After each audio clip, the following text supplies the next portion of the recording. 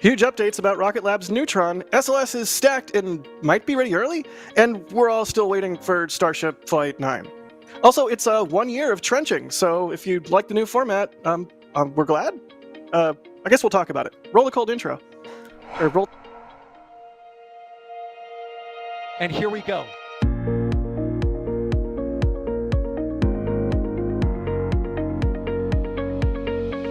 We have liftoff. Propulsion continues to be normal. R68 chamber pressure looks good. Following up. Roger, planet. Water towers, fly! Yes! Tango down to nominal. Flight downside SPD off. Say again, SPD off. It's orange! R45! Oh my god! Oh my god! Decollage. Put that in the big bag, Jingle. 343 unfolds to go. Indeed. We rise together, back to the moon and beyond. If there's methane, it'd be igniting in the flare, correct? Yikes. You bet. We don't need any more of these.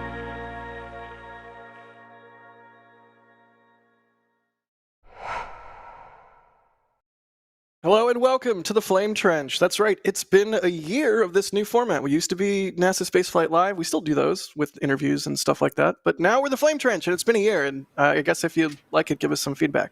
I'm Jack Byer for NSF, and I'll be hosting today's Trench. We've got the standard Flame Trench crew. EJ, nice glasses, bro. Oh, thank you. You're noticing my glasses. Thank you very much, Chad. How are you? You look like Adam How's Sandler. What? You're kind Right. of giving me like an Adam Sandler vibe. Like, you're real cool. Stop looking at me, Swan. Conditioner. Okay, no, focus.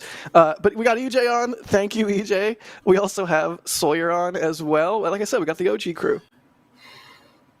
How's it going? Yeah, I've been collecting a whole bag of pun tokens for the last year, so I hope you're ready to have them all unleashed in one show. I think we might have expended all those pun tokens on the OLM rollout stream, which we'll talk about the OLM rollout a little bit later in the show. We've got a lot to talk about. But yeah, I don't know. Both of you, I don't know. Should we? Oh yeah, also Kevin's here, I guess, or whatever. Kevin's okay, I guess. No, Kevin is producing today's show. Like I said, OG crew. But all three of you, Kevin, EJ, and Sawyer. Should we talk about the 50th first, or should we talk about actual news? How could anyone miss the 1 year anniversary show of the Flame Trench? I mean, do we care? I care. Chat, do you care? I mean, it's pretty cool. We've this format. Who got the cake? Leica just barked, which she never does. So I'm assuming maybe she did. Okay, cool. Thanks. Or was the Cake is a cheesecake lie. delivered? Is that what it was? Maybe, but no. This is like I like this format. I mean, I don't want to be patting on the back the whole time, but this is a very different format than everything else we do on NSF, and we didn't know exactly how the audience would receive it, right? So it seems like you guys like the show. I don't know. I like doing it, certainly. What else are we supposed to talk about here? By the way, do you remember when okay? one of these streams we did a poll of what do we think would be names, and then we ran the poll and this poll is non-binding, and the winner I think was actually Flame Trench. I mean, it's a good name. Because it's a good name. Yeah. Yeah. We should And call show that. It's been pretty delightful too. Like this, I hate this corporate buzzword. The synergy. Like, we've been seeing a flame trench built over the last year at Starbase. So of course we've just had endless pictures of a flame trench to use for thumbnails. It's just kind of like, hey, it worked out. Actually, it's all about logistics. After we had that meeting with DOS to determine what we were going to call it and what the format was going to be, I texted DOS and I said, I hate the name. And he said, well, everyone liked it. I said, okay, we go with it. But Kevin, what would you call it? I had no idea, but I just hated the name. Yeah, I mean, I think we should call the show Kevin now. Welcome to Kevin. I'm Kevin. Joining me today is Kevin and Kevin. Yep. Maybe no. Oh, come on. The voice of God I- doesn't want it named after him? I'm with you, Kevin. It did take, like, I liked the name and the fact that it was a good name. It was good as a name, but it did take a little bit to grow on me for use in the show. We should figure out who's like where that suggestion came from, because it ultimately was a really good one. Oh, good job, EJ. I mean, we'll Also, have to I watch love- it back. It was recorded. Right? Yeah, we could go back. Hey. Yeah. But I think at least what I would want to do as an acknowledgement of having done this new format for a year is live chat is awesome. Like, we're always looking at live chat on like as we're live, but this is also video on demand. So if you're watching it on demand, put some comments in there and let us know what you think about the format. Let us know what you like and don't like, what you want to see more of, what you want to see less of, like, what have you. Of course, and always have to mention, EJ is on Twitch as well. So EJ is watching both chats because I don't know how you do that, man. But we're always open to feedback. We're here to entertain you guys and have a good time. So I'm sure the comments are going to be more Leica and Jake and less of the humans. it's fair. Yeah, I don't Yeah. disagree. But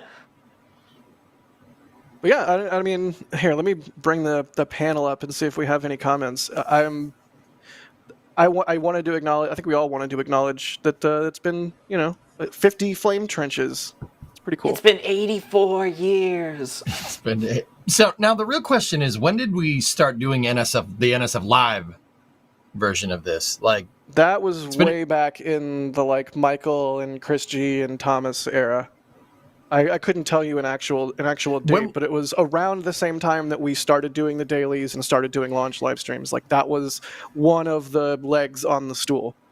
now, when did we pivot NSF Live into like proto trench? I mean, I think it was always kind of proto trench. Like, it was always less formal.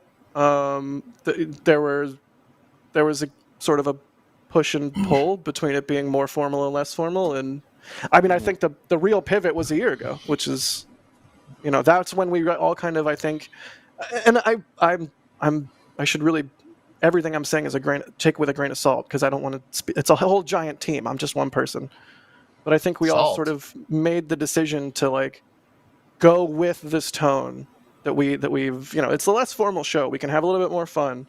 And I'm so happy for it. It's a fun show. Yeah, especially It with is. It's a good Twist time. joining the ranks too. I think that helps, so you can get the actual serious news right after. But I mean, I'll be honest. I think a lot of people come here more for the personality than the news sometimes. At least, I hope you guys like us. Let's see. They all come for me. Oh, six string. True. I mean, I definitely am here anytime KMR is on audio. Like, that's a treat. Anytime you can, as a live, like, presenter, get the producer to chime in, I feel like it's like, yes. Like, very rarely Michael would do it. Very rarely Kevin will do it. Every now and then, has Jay ever done it? Wait, Michael talks? He's accidentally Wait a minute. been on air once, I think, Jay, but never intentionally. Six String Simpleton is suggesting a pre-show and post-show with member input, which is a really good idea.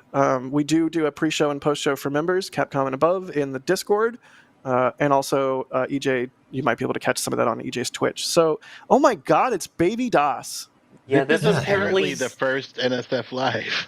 It's Baby DOS. For those who are wondering, the title of this first one was NSF Live, SpaceX Starship SN3 press for testing, NASA selects Dragon, what was it, X, it's loading it, Dragon XL, and more. Whatever happened to Dragon XL? Also, the thumbnail says Starship Stack Coronavirus Impacts Dragon XL. This is, wow, holy time capsule. Yeah, that's really neat. That's special. But yeah, Six String Baby Simpleton, Thomas. that's a really good idea. Maybe in today's post-show, if you guys have some feedback, go for it. And if you want to be on the pre-show or post-show, Capcom membership and above, also maybe EJ's Twitch. maybe just Twitch. Yeah, so there's that. I don't know, anyone... I don't want to, like, run roughshod over the conversation. Sorry if I have been. Anyone else have anything they want to call out? It's been a fun show. I love you guys. I like you, Jack, and I like working with you and Sawyer. Does that help? Check. All right, Sawyer, your turn. He likes me. He really likes me. No, this is this is awesome. I remember it was just like, all right, who would be available for the first couple ones? We can try a consistent crew, and here we are, 50 episodes later, still together as considered the OG Flame Trench crew now. So I think this is a great group of people, and I love it. It's good stuff. Steal. Alex in the back channel giving me an existential crisis and saying it was 5 years ago in March 2020 when we did that first NSF Live Proto Flame Trench. Holy cow. Sorry, EJ, what were you going to say? Nothing. It doesn't seem like it. Here, you guys want to hear? You guys want to hear a weird one? I've been working for NSF for 2 years. Heck yeah. That's weird. 2 great years. That's weird. 2 years of a better NSF because you're part of it. Oh, hey, oh, whoa, whoa. Hey, we don't have feelings here. I mean, farts, burps, haha. Like, we don't have feelings. Never mind. Someone did say the bromance is strong today. All right, I think we're pretty good on patting ourselves on the back. We love doing shows for you guys, whatever it is, whether it's Twist, which is coming up later today, or whether it's Starbase Update or our live streams. We love doing this. That's why we're always so thankful for the support, because it's a giant team of people to get all this done, and it's super fun. So let's talk about actual news. Sawyer, tell us what's going on with Neutron. I almost called it Nutri, but that's too bad. That's too bad even for me. Glenny is a stretch already. So anyway, they've got some amazing qualification testing done for Neutron, which, if you don't know, that is Rocket Lab's medium lift vehicle. So it's kind of more comparable to a Falcon 9 or something like that, as opposed to a Super Heavy or its current smaller lift vehicle like Electron. This one is so cool because it is a kind of fully reusable-ish first stage. It's almost a fully reusable rocket. So basically you've got the main actual stage portion, and then separate is what you see on the screen. This will then be mated just before launch to the rest of the first stage. And the payload will go in, it'll launch, and then you get the Hungry Hippo clamshell that opens. Once it deploys the second stage and the satellite attached, they'll whoosh off, that'll close, and then it will steer itself back down. So you kind of see it opening up. You saw the little grid fin testing for it to then be able to come back and land. They are, of course, working on a drone ship to be able to recover it, return on investment.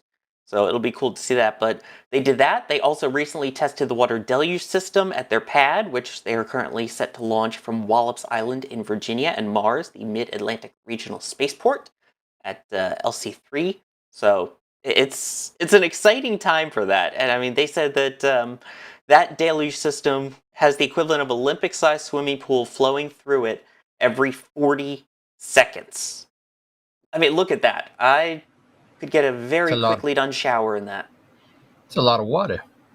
Also, I like the thing it just says, we have water. Good for you. Yay, water. Yeah, all I can think when I see that is Forbidden Water Slide. I can't help it. They may have water, but I have Sprite today. Anyway. Gatorade is better. Water's better. What's even better is point-to-point. You know how much we love talking about that here, and the video that we totally haven't been working on for like a year that's kind of just getting pushed off. Kevin, have you reviewed that yet? Anyway. We do love point-to-point here. Tagging myself in that thread. It is very possible that the first planned point-to-point mission would be actually with Neutron. There is now a contract with the U.S. Air Force and Rocket Lab to attempt to launch a payload, send it into space, but not necessarily into orbit, and then have it delivered to a certain spot and then recover the first stage as well. So it's interesting that we may have Neutron completing point-to-point before we have GTA 6.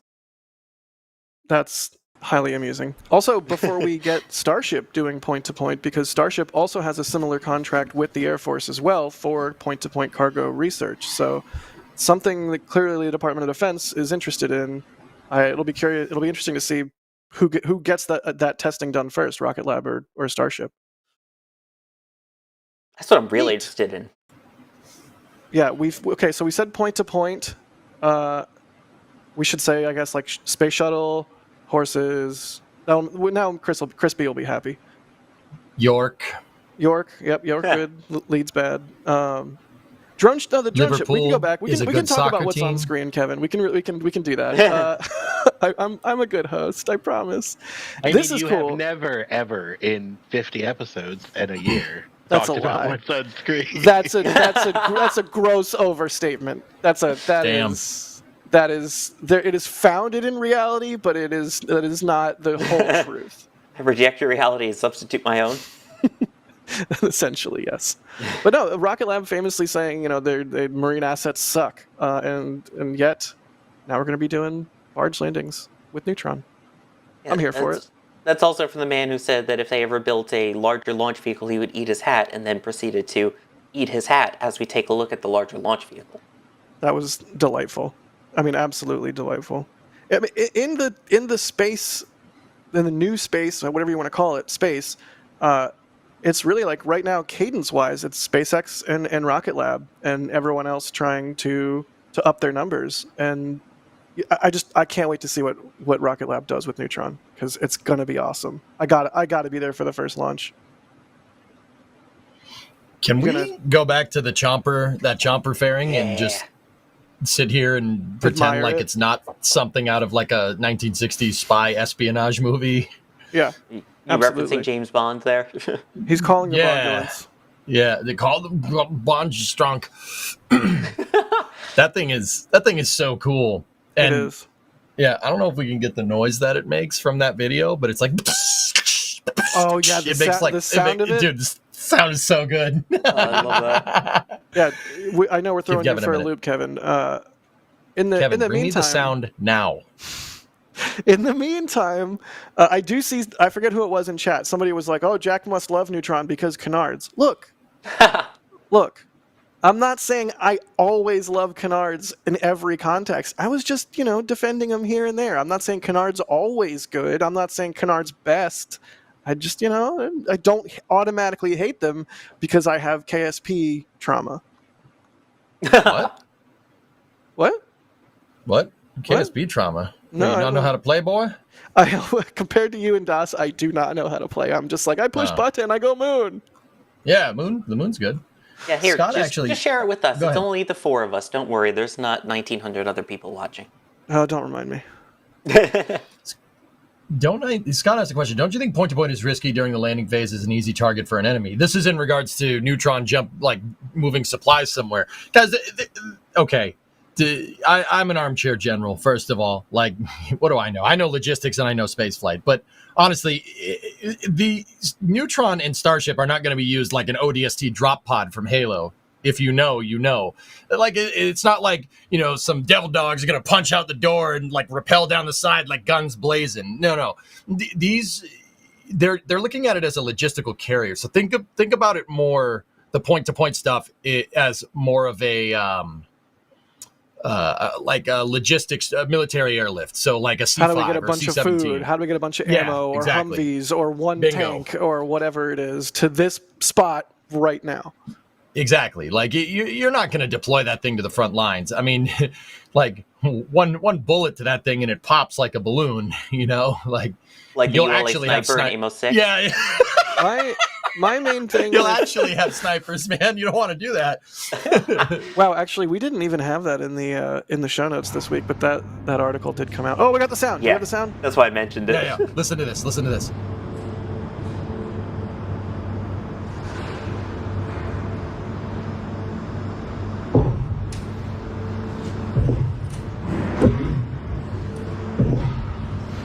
Wait for it.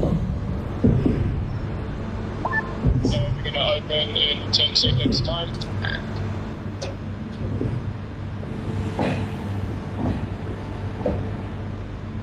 It's wavy. Oh. That's awesome. It sounds like it's out of sci-fi. I would love to know if that's the real sound or if they sweetened it at all in post. That's like from a movie. Yeah, you can sweeten that in post. I want to know if that's real. The way this video is filmed leads me to believe that it's real, but especially those closing sound effects. Can we go, Kevin? I'm sorry. Can we? I talked over the end. I want to know if that's Hey, real. Jack. Swoosh. Kevin's earning his pay today.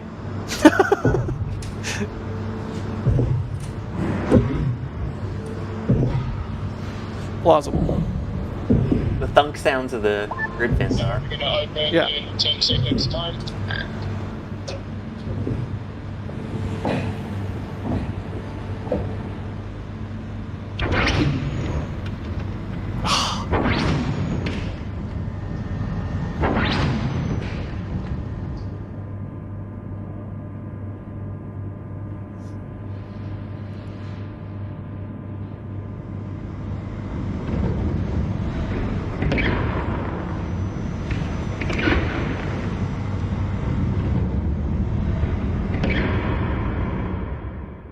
Yeah, I'm inclined to believe that's real, but holy cow, I want to know for sure.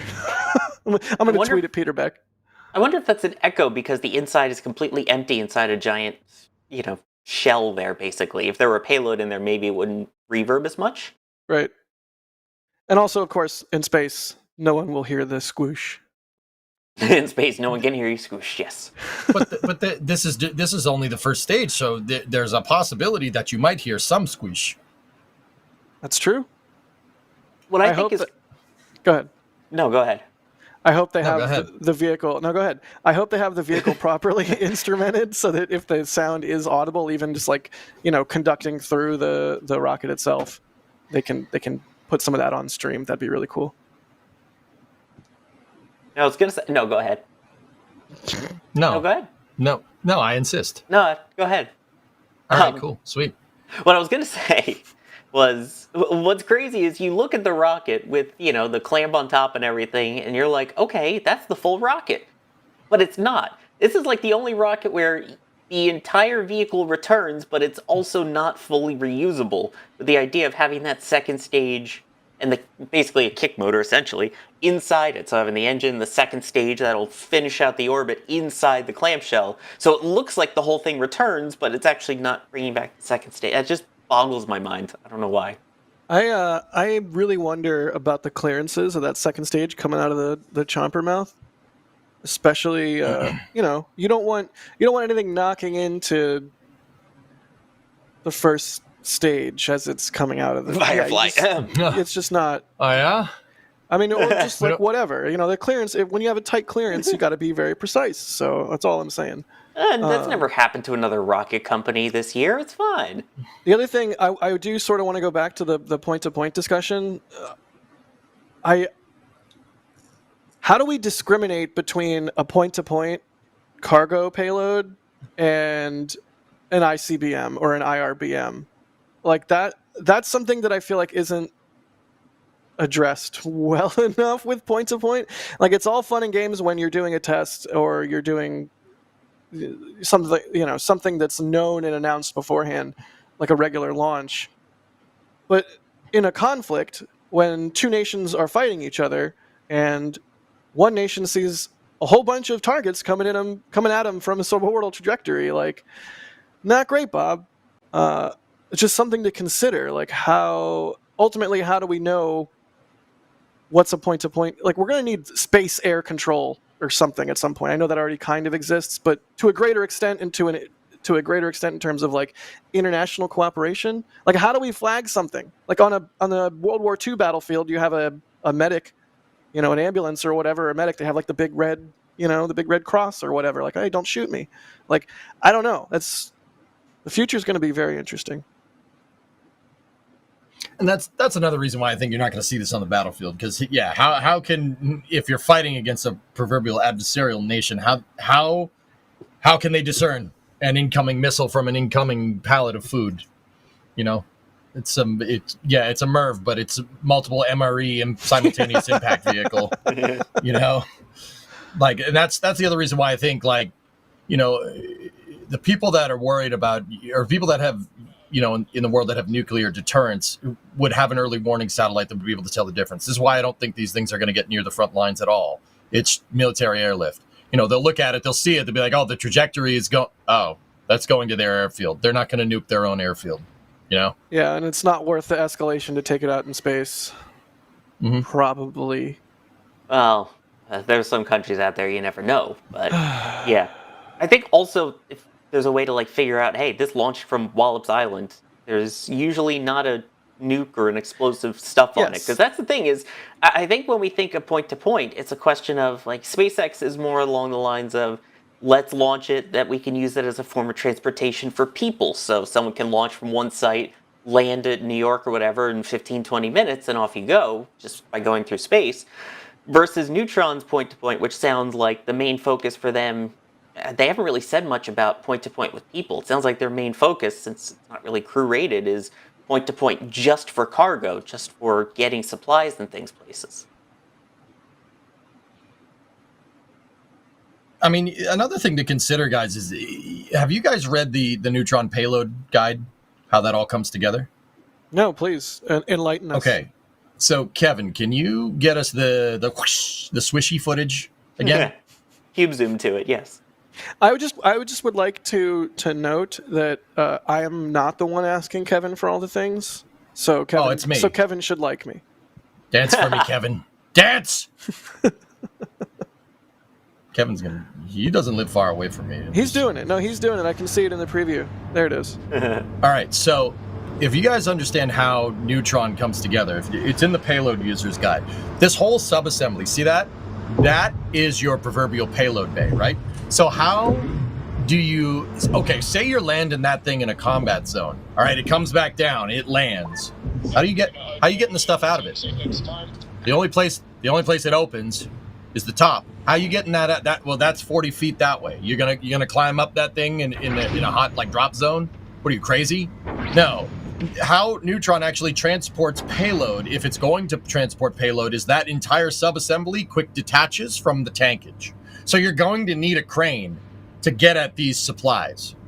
You're not having I mean, I don't know, man. I've never served. I'm a civilian. You don't think it would just like launch suborbitally, open up, yeet a payload canister, and then this comes back down with the rest of the rocket?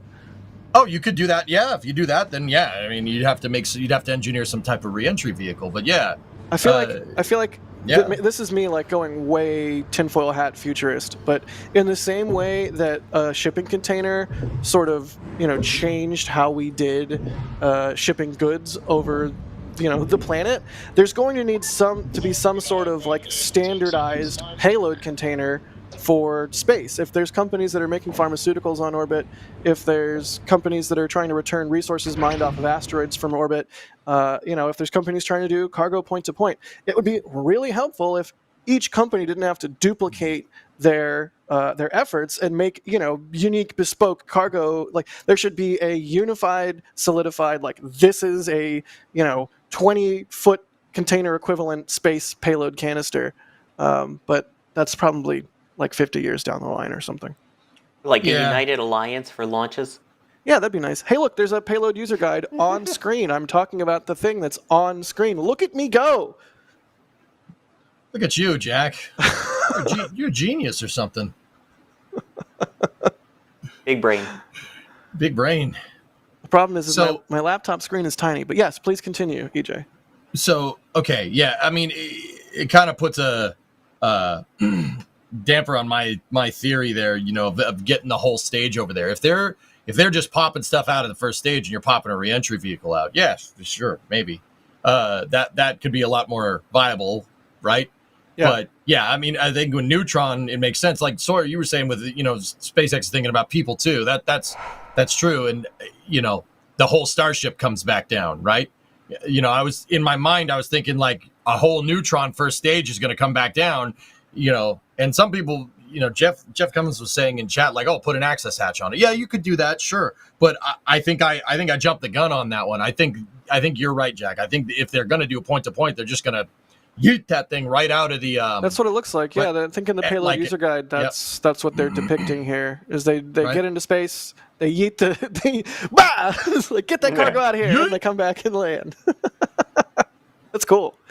I would be really excited when we get to the point where they're doing these tests. It's going to be a really interesting thing to see, and hopefully get to shoot for people that can make it out to Wallops. Really neat. But do you see what I'm talking about? That entire thing that's the wrong way. The entire thing from the test flight, or from the qual testing that we just saw, Right. that whole piece comes off in one subassembly for integration. Right. Payload's actually put into that thing, and then the stage is actually put in that, and then the whole thing gets stacked on the first stage propulsion tanks, which is pretty interesting. That's what I was saying. Like, you're going to need a crane, but if they're zapping it out, yeah, no, you don't need that. Eric in chat says payload yeeter guide. Payload.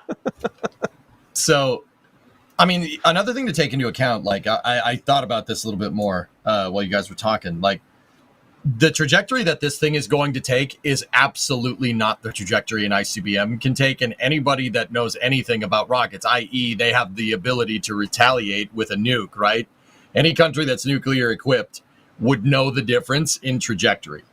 This thing would fly on something similar to the flight tests that SpaceX is doing, right?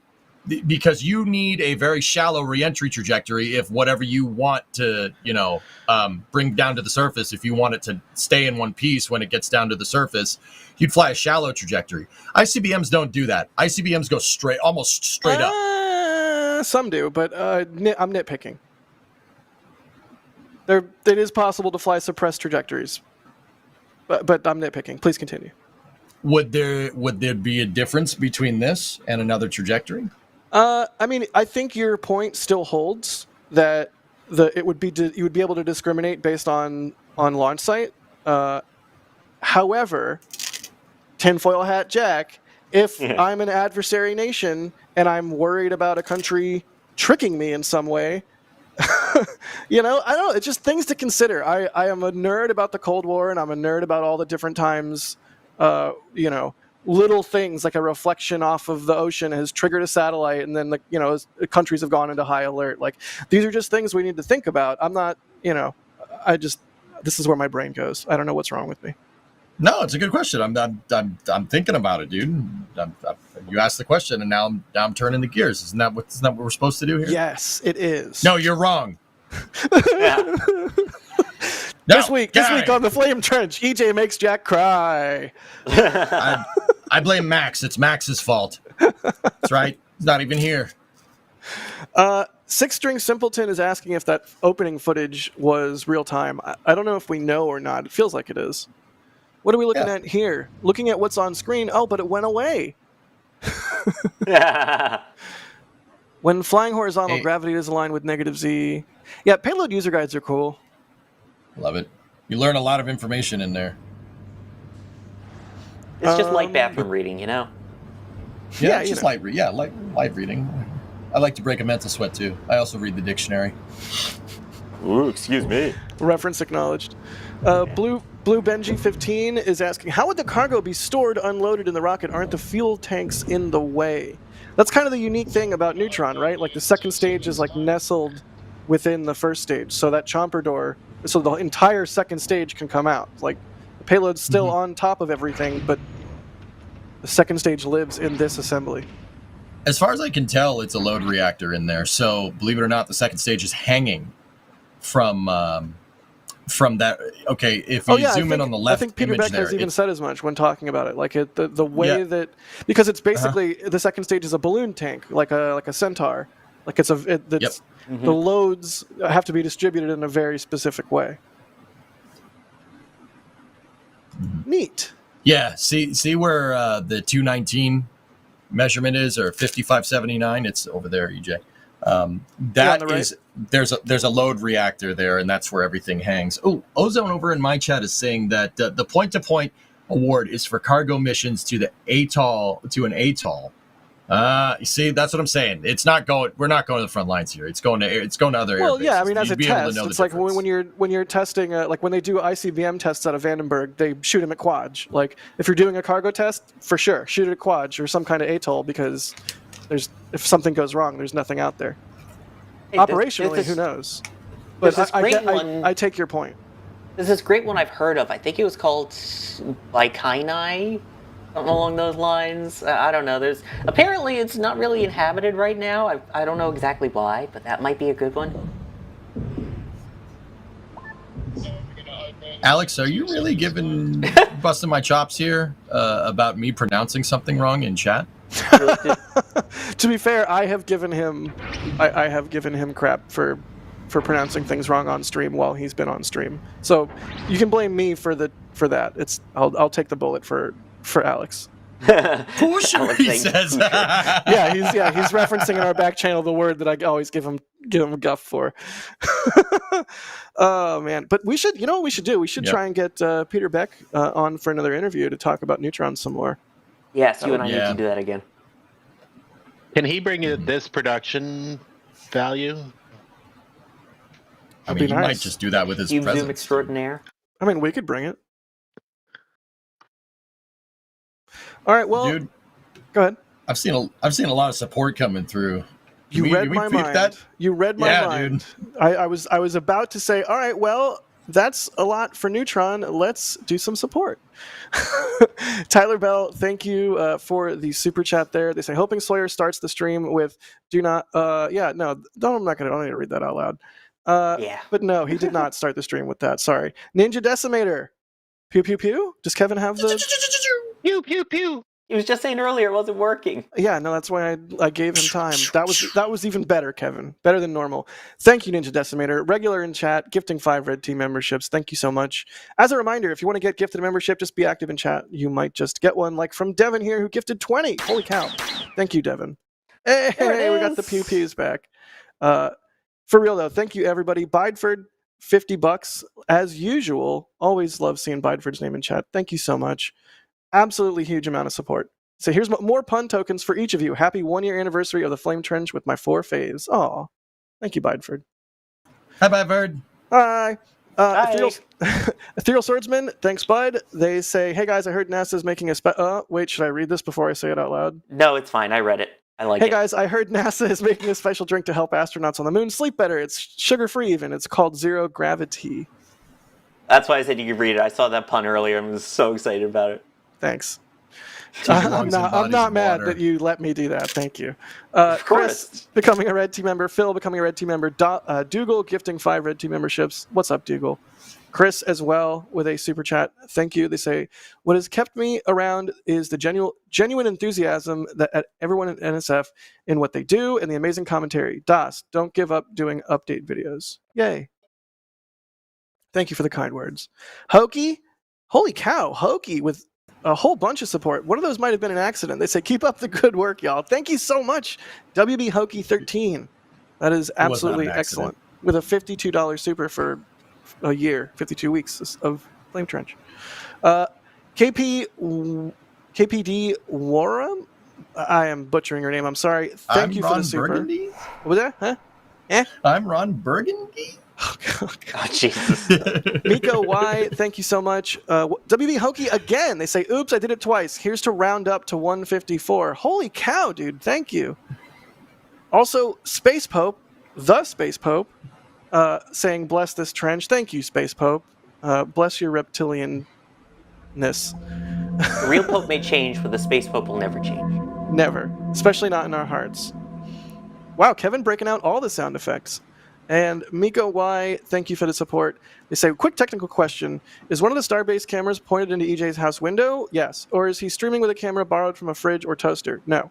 Focus webcam fund. EJ, is this just like a meme at this point? Like, I never think that your camera looks bad. What's the deal?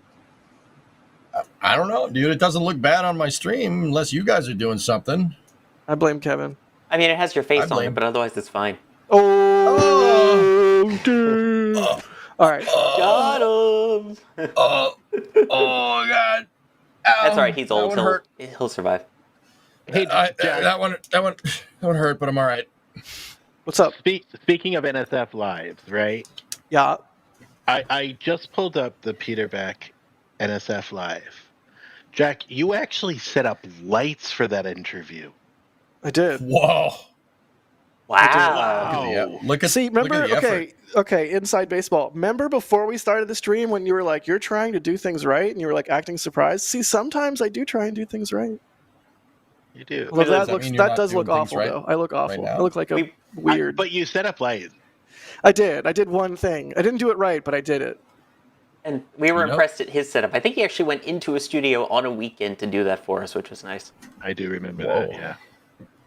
Always appreciate when folks give us their time, especially CEOs who have surely many, many, many more important and taxing things to be worrying about. But yeah, I want to talk Neutron, so we should make. I'm making a mental note. But that is, I think, good for Neutron. Thank you all for the insane support. And if you have any questions as we continue on the show, I think I forgot to say this at the top of the show, but we've been doing this for a year now, so you should know. Just at NASASpaceflight in chat, and we'll get your questions coming through in some software we have running in the background. All right. I guess we should talk about a certain place in Texas where rockets and rocket engines and rocket accessories, boy, I tell you what, are tested. Yeah, and it's not Starbase.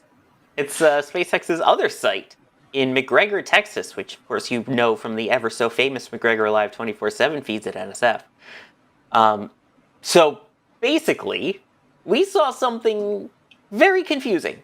We saw Booster 1091, which is a brand new booster for Nice Falcon. and shiny. Yeah, doing the whole routine pre-launch acceptance stuff and everything. We figured, all right, it's either just it looks like a Falcon Heavy core, cool. But it actually had different features on it. It had no SpaceX or Falcon 9 logo on its tankage, which is what we're used to seeing for the Falcon Heavy cores. Its octawebs actually had the inserts that are used to attach the side boosters. Because for those who don't know, the core booster, we've always said they can't use the core booster for the Falcon 9 sides because it's built up heavier. The walls are thicker. It's designed. Consider the fact that when you get the loads applying on it from launch, they're all going to go into that central point, that being the center core from those side boosters. So that center core has to be able to take a lot of brute force. The walls are made a lot thicker. You've got the attachment points set up for the side cores. So we always thought, oh, it will never happen. But it has the black inner stage now too. The markings are different. What's going on? Could we potentially see a Falcon Heavy core stage used as a Falcon 9? We've seen Falcon 9/side core interchanged before, but not core stage. I think we are, because if Kevin scrolls down and we see that tweet from John Edwards, SpaceX's vice president of Falcon and Dragon, it is in fact a Falcon Heavy center core that will fly in a single stick configuration a handful of times before being reconfigured and flying as a Falcon Heavy. That's wild. Yep. Quote, this way we get some use out of it while Heavy customer finishes up the payload, also while reducing risk as it will be flight proven. This is, I don't think something any of us expected, but I mean, when laid out like this, makes perfect sense, right? Yeah, I mean, we've flat out said on streams before, oh, they don't reuse the center core stage because it's specially designed for Falcon Heavy, so it's not like they could recover that and then convert it to a Falcon 9. Oh, we're wrong. Turns out it can be a single stick rocket and then go to Falcon Heavy. I mean, it could have been true at the time, and it could have changed as they get a better feel of the margins on regular Falcon 9 and know, like, hey, this if we do this, we're going to take a performance hit in this way, but we've gotten so many gains from all the optimizations through Falcon 9 throughout the years that, gains. We'll have, look at those guns. Where's the gun show? Oh, it's in EJ's house. So it's all about them farmers' tan. It's all about them gains, dog. I don't even You remember can see it because what the I was Starbase saying. lights in your window. No, the gains for Falcon 9. Right, Make it so- so you so can at be this more point, flexible with how you make them. Yeah, even if they're taking a performance hit because it's a Falcon Heavy center core flying single stick, they know well enough at this point, like, oh, we have these payloads that don't require all the performance of a regular Falcon 9, so we can fly it on this weirdo single stick heavy core. It makes a lot of sense. We have a special treat here. I don't know if I'm supposed to announce the title of the segment, but the title of the segment is Ryan Caton discussion points that I think are cool and smart. And that's definitely not written for me to say. That's what I actually think. It's totally not written in Comic Sans either. Right. First, because Falcon Heavy and Falcon 9 boosters are of a fundamentally different design, again, Falcon Heavy boosters are built heavier, no pun intended. Does this mean Falcon Heavy has now a 3-core and 1-core config? Ugh, I hate this question. Oh God. I guess. Part of me wants to say no, it's a Falcon 9, but it's demonstrably not. So It's like that meme with the butterfly. Is this a Falcon 9? I don't know, EJ. What do you think? It's doing Falcon 9 things, so sure, why not? But it's built different. How do you know? Because it's a Falcon Heavy center core, which are by nature built different. How do you know? Because I'm serious. Like, think about that for a second. How do you know? We know that SpaceX talked about that the Falcon Heavy center core needed to be different, but when was the last time they said that? The last time they said that was like 2018, 2019, maybe. How do we know? Maybe they standardized it. It's possible. Why wouldn't it be? I mean, because I imagine they want to save the margin on regular Falcon 9. Maybe the Block 5 design, they figured out that you don't need to build the margin in. It's possible. Why? Like, once again, how do you know? I don't. Like, I mean, we're clearly here. We're seeing a Falcon Heavy center core that can blatantly do Falcon 9 things. So maybe it just has Jack, it could have the mass built into it already. But if it's going to do a Falcon 9 mission, I mean, I guess the right thing to be looking for is, if that booster gets put on other duty, what payload does it launch and where's the payload going? Like, for instance, if it does a Starlink mission, right? If 1091 does a Starlink mission, let's see if it's carrying less Starlink V2 minis than a regular kind of garden variety Falcon 9. Then you'll know. That'll be the tell. Yeah, good point. Yep. Yeah, also, there's not been enough Falcon Heavy launches for us to even kind of get that knowledge. That's why 2018 was probably the most recent, because that's when they had the ambitions to launch as many. And now, as they kind of pointed out there, they're kind of waiting for the customers. The rockets are ready, it's just the payloads aren't. Yep. All right, we Falcon's have... super heavy. Please, inject it into my veins. Four side boosters. Yeah, please. Asparagus staging, let's go. Could that get to the moon? Falcon Heavy. We both made the same nerd sound. I think Falcon Heavy can get to the moon right now. Actually. Yeah. Okay, we have another Ryan Caton discussion point by Ryan Caton that I think are totally cool and smart. And that one is, Ryan. Because this is a Falcon Heavy center core, does this mean that the first Falcon Heavy center core to be successfully recovered back to port could be in a single stick config? Meaning that from now on, we'll have to say Falcon Heavy center core has never been recovered in a 3-core config. I hate these questions. It's simultaneously technically correct, but also reeks of like ATM machine. Or like 5 a.m. in the morning. Like, But here's the other thing then that just brings to mind. What happens if something goes wrong? Maybe because they haven't landed a Falcon Heavy core before, maybe it's a little too heavy on landing. Maybe it tips over like the one that landed actually did. Whatever the case is, what happens if you lose this booster? Then what do you do for the Falcon Heavy flights that you have scheduled upcoming? Yeah, that's... I feel like I'm about to get a nosebleed. Yeah. You all right? Blue Benji in chat asking, Falcon Heavy center core can be landed and reused, correct? Hasn't happened yet, but yes, in theory. Hey, look, we have prints. In fact, we have Falcon Heavy prints. Oh, the cool thing about nice prints print. is you get something in return for supporting us, which you're doing to a huge degree, but also a cut of the sale goes to the photographer who shot the image, which is like hugely helpful. Hugely helpful for when it comes to replacing damaged equipment or upgrading equipment or just getting more equipment so that we have more chances to place cameras like that in the field to get images like that captured. Honestly, like between the YouTube vagaries and the algorithm stuff, like the member program and the store are huge ways to support us. And again, Metal Prints, you're supporting the photographer directly as well. So check it out, Kevin. I see. I'm talking about what's on screen. I'm good. I can do job.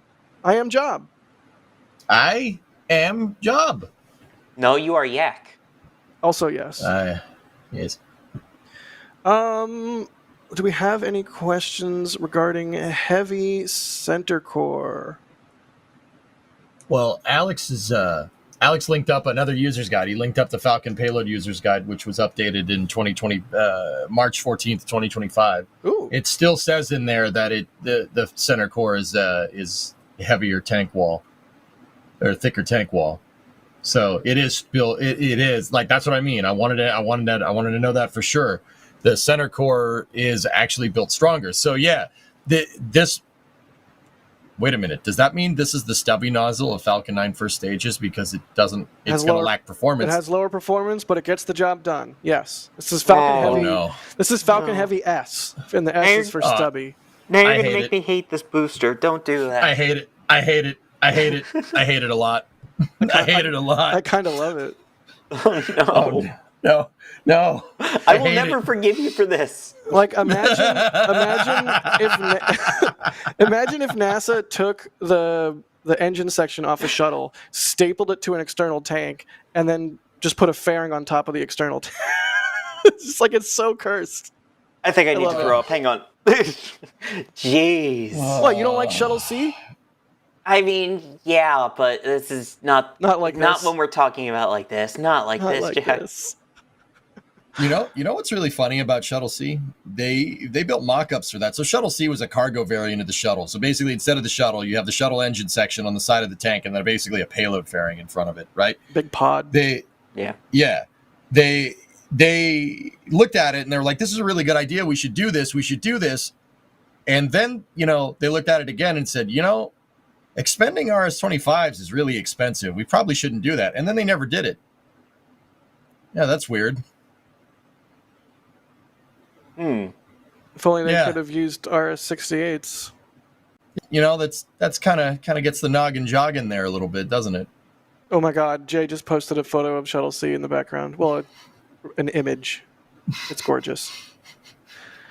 Yeah, but that fixed service structure doesn't have a crane on it.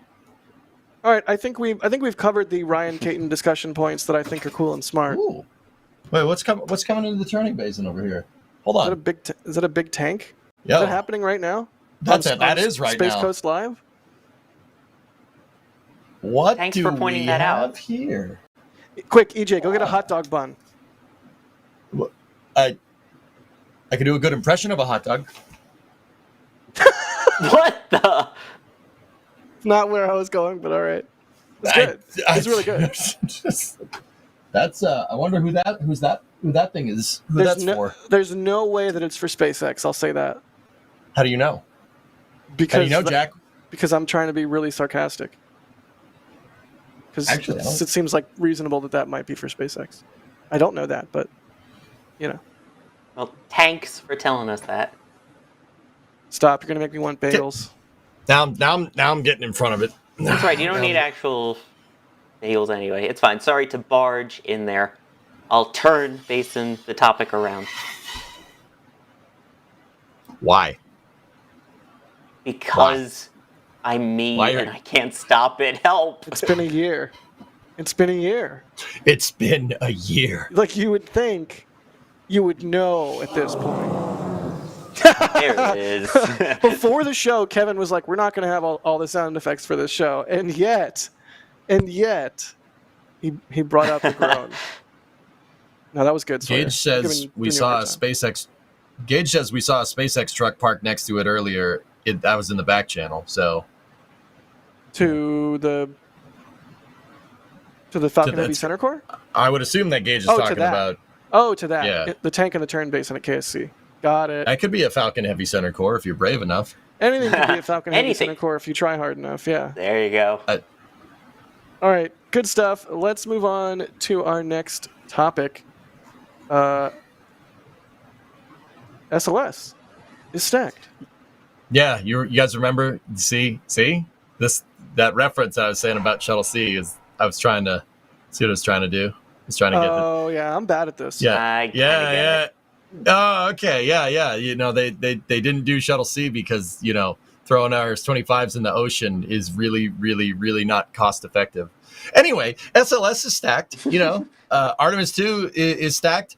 NASA is assembling the rocket that will fly the Artemis 2 mission.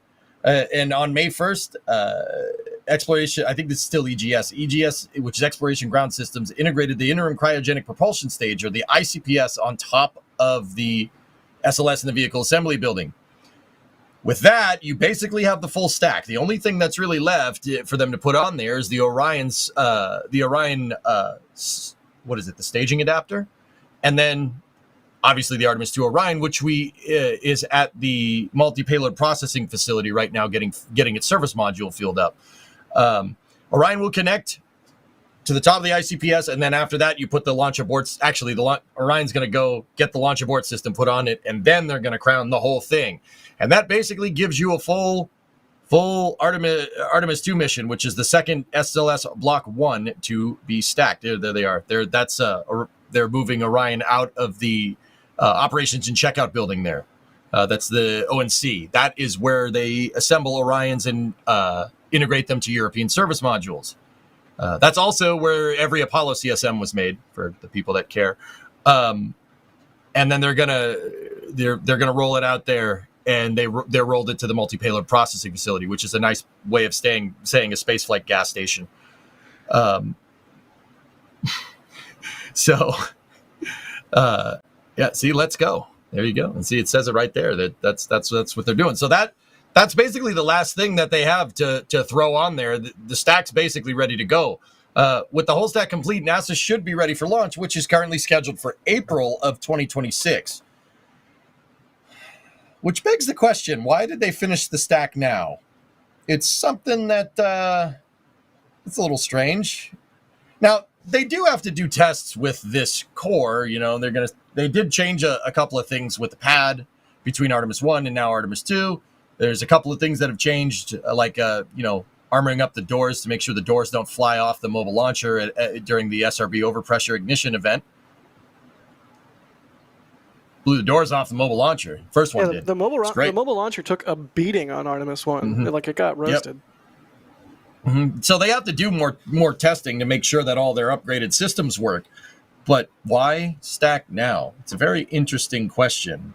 I don't know if necessarily that means we'll see Artemis 2 earlier, but it does kind of get the noggin jogging again there. That's the second time I've said that this stream. That's good. It's kind of curious, like why you'd get that all stacked up and ready to go now when you're not launching in a year. I mean, even with all the testing that they do, that's still leaving a lot of nominal time between now and a launch. You know, I don't know. Do you guys think it's going to launch earlier? It's hard to say. I'd need to see I would need to see the roadmap of testing, I guess, to really make absolutely sure. Jack, what do you think? I mean, I'll totally defer to Sawyer and folks that are actually out at the Cape that have kind of been keeping their finger on the pulse a little bit closer. Yeah. But Sawyer? Rockets so often move right. They very rarely move left, but it does happen. But yeah, I don't know. Sawyer, what do you think? I think it's really going to come down to the testing itself. So what testing, like EJ was saying, what testing actually needs to be done? I mean, they are planning months of this testing regime. So we're talking probably at least 4 or 5 months of just testing the rocket, testing all the systems, testing all the infrastructure after the damage from Artemis 1. I think they learned a lot from Artemis 1 and SLS's first flight, so they want to test those changes and improvements that they've made. And then keep in mind, they're going to have to roll it out, do all the tests with it, probably potentially roll it back again, who knows.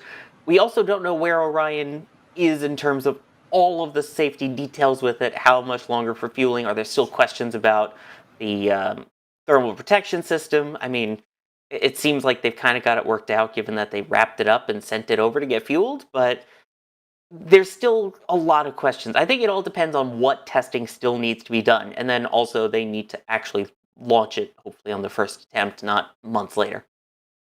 You didn't even know you didn't realize you made a pun, did you? You don't even realize it. You just did it naturally, just unconsciously. What did I do? You said once they wrapped it up and sent it over, like when they finished, but also they do wrap it up and send, like they literally. Yeah, I totally planned that. It's just in your DNA, Sawyer. I can't get rid of it. Help! I'm stuck in a pun factory. We need to get you a pun vaccine or something. He's stuck in a temporal pun loop. A pun seract? Hyper pun? Yep. Anyway. Yep. So, I see a couple people bring this up in chat, and I'll go there against my better judgment.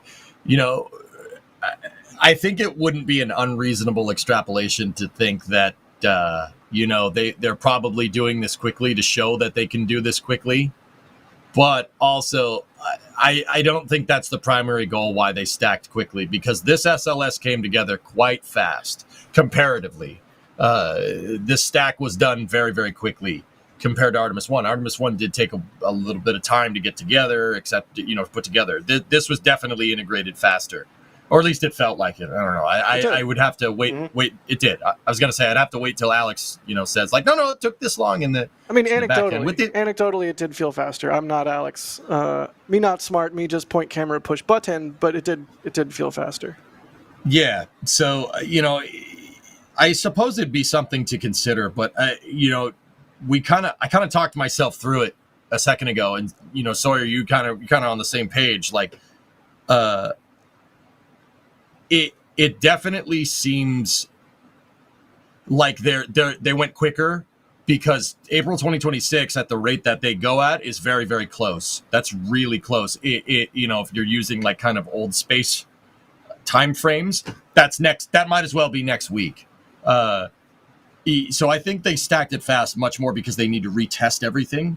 With the mobile launcher, they need to retest all the systems. They did some tweaks to the water systems, if I'm remembering right. I need to watch more Phil Sloss videos.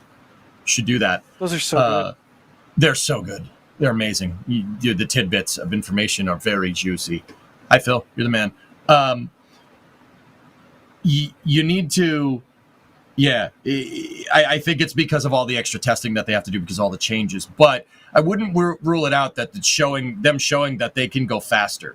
But I don't think that's the primary reason, dudes. I mean, I really don't. From a PR perspective, I guess especially with everything going on with SLS, might only fly 3 times kind of thing.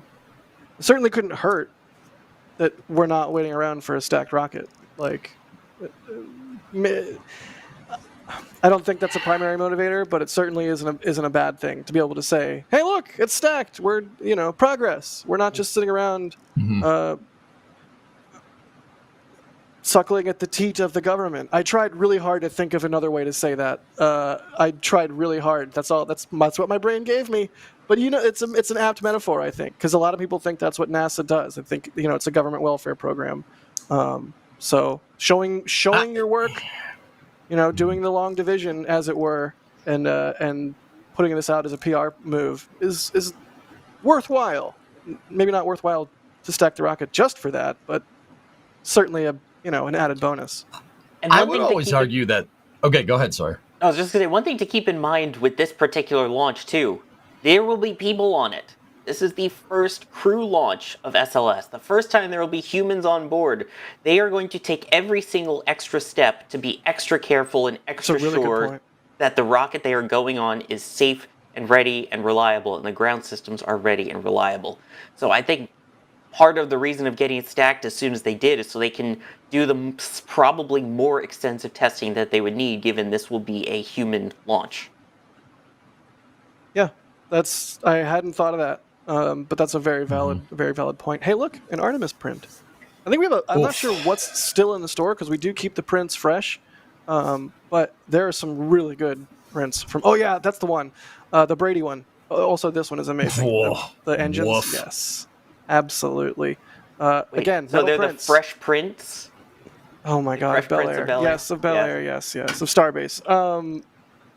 The lightning, though, that's a very special image and also a very special memory. Brady knocked that one out of the park, and I'll always remember standing on the roof of the NSF hut at the media site there, trying to get some lightning shots with Brady and Michael and the gang. It's a good time. I think Thomas as well, and Chris. Jeez.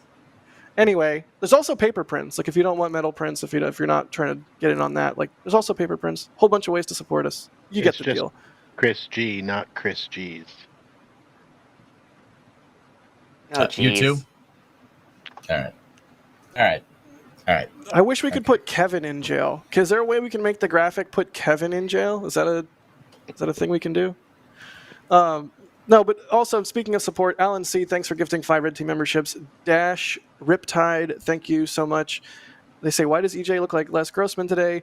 Also, do you think Neutron would eventually be a resupply cargo to space Welcome to the goodie station room. in Leo? Yeah, I could see Neutron supplying a space station. Absolutely. I think that's bread and butter for a reusable first stage. Just like a Falcon 9. I don't know who that is, but I take it to you're doing that what that person does. Did I just out myself? You never seen Tropic Thunder? No. Tropic Thunder, it's like my Catcher in the Rye. Okay, I'll have to watch it. Is that also a reference? Yes. Yeah, okay. I'll have to watch it. It's a threefold meta reference right there. If you got it, good for you. Nice. I feel like I've failed you, but also, I can't be perfect. 6-String Simpleton can be, though, because they did another $5 super. Thank you. They say, EJ brought the spice to NSF. Sawyer brought the puns.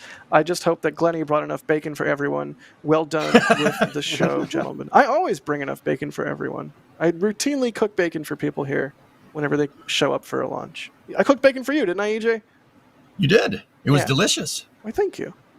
Unlike a certain other NSF contributor, I do not burn bacon. Wow. That person will remain nameless.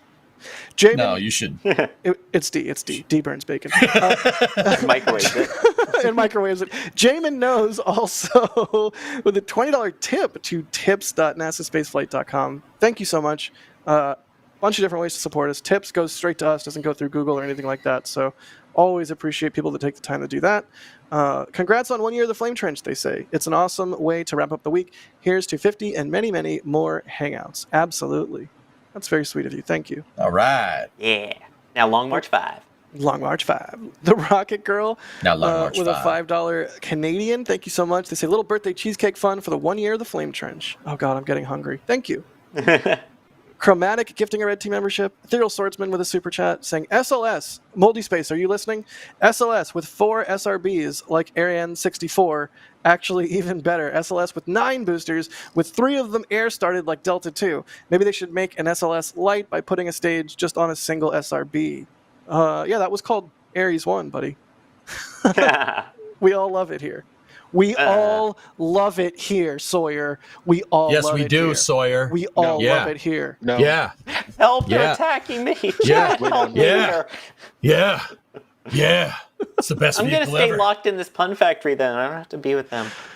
Oh, good deals. Thank you guys, seriously, for supporting us. It really means the world. It's wild that we get to do this as our jobs, and it's not just the 3 people or whoever it happens to be on whatever stream you're watching. It's an entire giant team of people like Ryan, who's a jerk and takes screenshots of my horrible looking face and posts it in the back channel while I'm trying to have a moment of thanks with our illustrious viewers. Trying And so now hard I to don't- bite my tongue seeing that picture. I like Ryan. Ryan's cool. I do like Ryan. Cool. You know what else I like? Moving on to the next topic. No, you don't. Yeah, I do. No, you don't. Yeah, I do. Depends on the topic.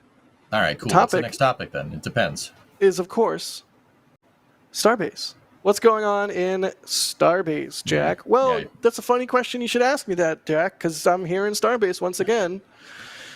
I can't keep it up. Wait, was that Why was not, that dude? Jack That was or a good Rack? bit. Good. Yeah, I should have done Jack and Rack. I failed. Rack Dryer and Jack Buyer. There you go.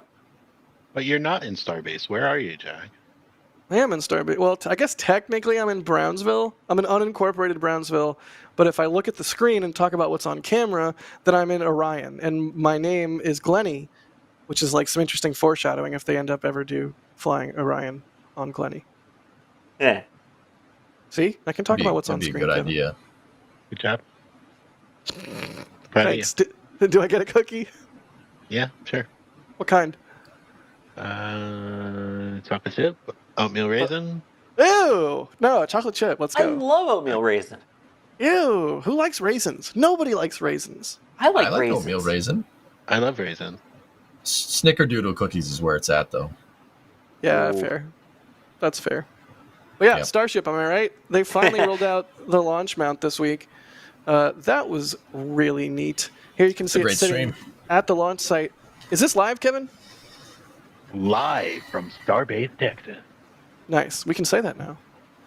But yeah, launch mount is now hanging out at the launch site. Hasn't been lifted yet, as you can see. It's just sort of staged right there. But I don't know what Kevin has ready. I'm not even looking at the preview because I'm a bad host. But I the cool actually thing have is, nothing ready. Oh, that's fun. The cool I fell thing behind. is, the cool thing is, Well, is get that up we did a then. flyover. Like that bird just flew by.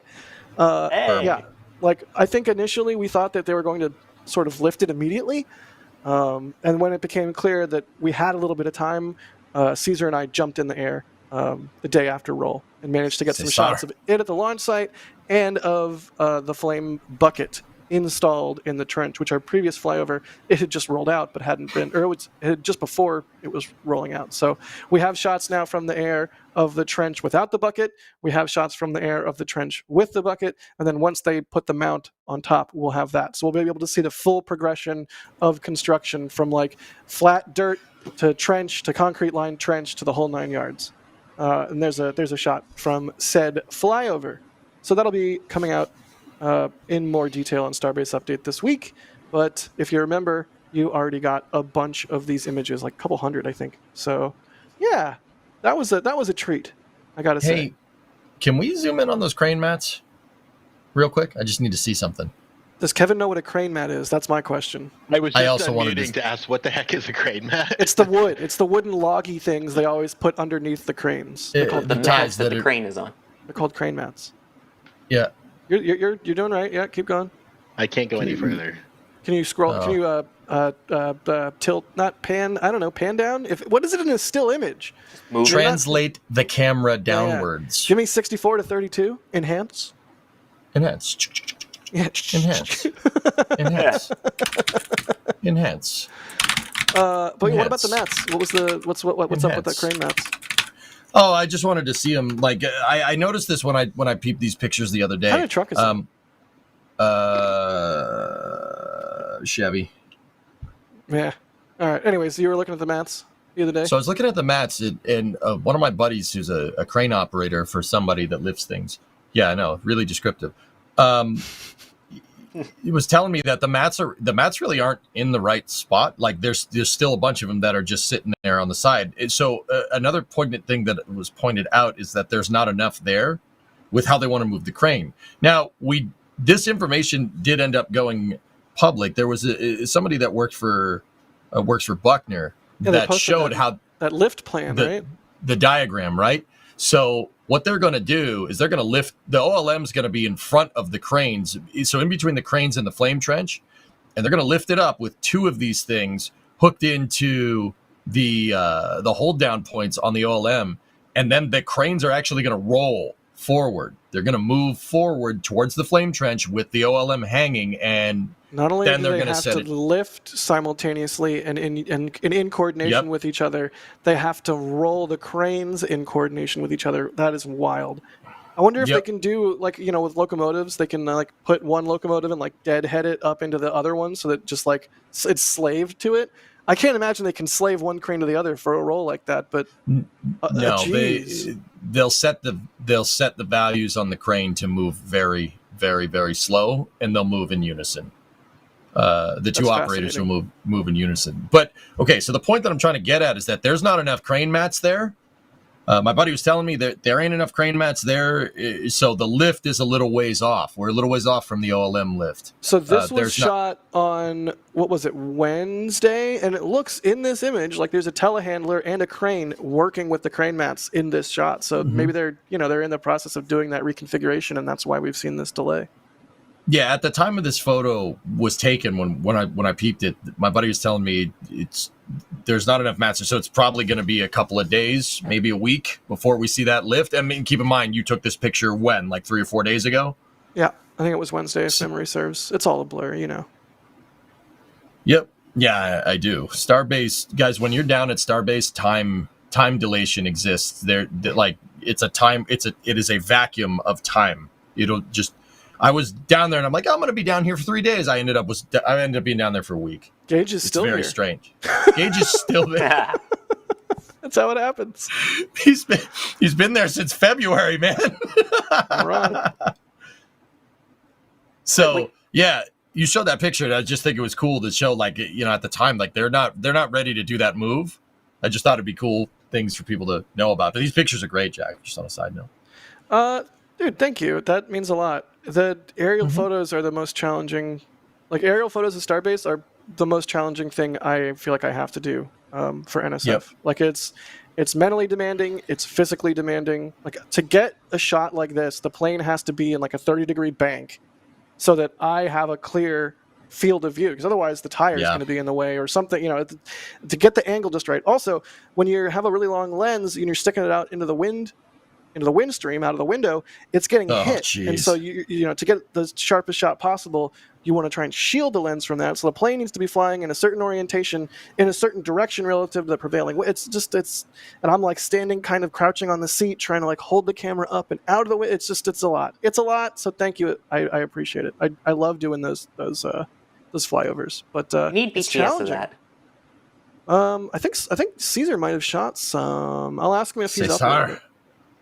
But Yeah, Ryan Weber in the back channel said both cranes are in place, and the SpaceX 11K now has its B2 Stinger and is being loaded with CWs. Counterweights. Yep. Yeah. Can we just ask them to use the Pope vent, like the actual Pope decision, just black locks if it's not going to lift today, and regular locks if it is, or nitrogen or whatever? I'm on board with this, but the idea of black locks terrifies me. I don't want to know why it's black, and I don't want to be anywhere near it, and I don't want any of our equipment anywhere near it either, because it just gives me bad vibes. What's the worst that could happen? I don't know. Ask Booster Ryan. 7 Oh. Dang. or SN4. The methane will be ignited in the flare, right? Yeah. So yeah, let's see what else is going on in Starbase. Meanwhile, regulatory paperwork for a roll to Massey's has emerged, which we are thinking means they're going to roll 35 out to Massey's for another static fire test, given the yikes that we saw on the previous static fire. Didn't I also see a roll from the launch site to Massey's? I think there might be a weird one that's like Massey's to the launch site. So it might be that if 35 static fire goes good, they roll it straight from Massey's to the launch site and bypass the production site.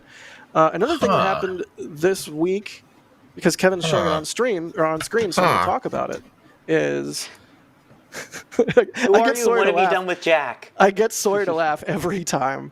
I'm easy to make laugh, okay? I say it and I look at you and I'm like, all right, it landed. Let's move on. Another cool thing that happened this week was the environmental assessment was finalized. Pad B regulatory has been signed off on, and 24 launches a year from Starbase has been approved, which is a huge deal. Oh, God, why, Kevin? Slow. Is this how you get me to look at the screen? Is this how you do it? But yeah, the final tiered environmental assessment is out. That is really cool. If you guys remember, way back when, there was the preliminary environmental assessment, then there was the programmatic environmental assessment, and now we have the final tiered environmental assessment, which includes all the mitigations that were proposed and needed, and SpaceX said, well, we'll do this, and so yeah, pretty big milestone, and 25 launches a year approved from Starbase. That's 2 a month. Can you, how long do you guys think it'll take us until we're at a 2 a month cadence from Starbase? The reality the time distortion field is real here, because I simultaneously want to say next year, but that kind of depends on not blowing up ships anymore. Yeah, that last part that you said, that part I think is very contingent on, It's contingent? how, yeah, it really depends on, doing that whole not showering the Turks and Caicos in spacecraft debris. Right. I think if the next flight is successful, right? Like, I think we could approach that. I think SpaceX will approach that by the end of the year. Yeah, I think that's possible. I can hear Ryan Weber in the back channel going. I mean, I do probably think making a noise like that. It's possible. It is possible. Sawyer, like how long? What's your gut? Because there's also the Kennedy Space Center pad coming online in play as well. Right. I mean, they say by the end of the year. I think that'll probably be early 26. If I had to guess, I think they're going to get to the pace of 2 a month by the end of next year, but we'll actually see minimum 2 launches a month in 2027. Oh, yes, 7, yeah. But I think by 26, at some point, they'll reach the cadence of 2 a month. It just won't be, the entire year. Yeah, it makes sense. Another thing in the assessment, which Ryan in our back channel is correcting me, that there have been a couple of tiered environmental assessments, so there is that. But one of the updates that we got here is the proposed action, as you can see on the right.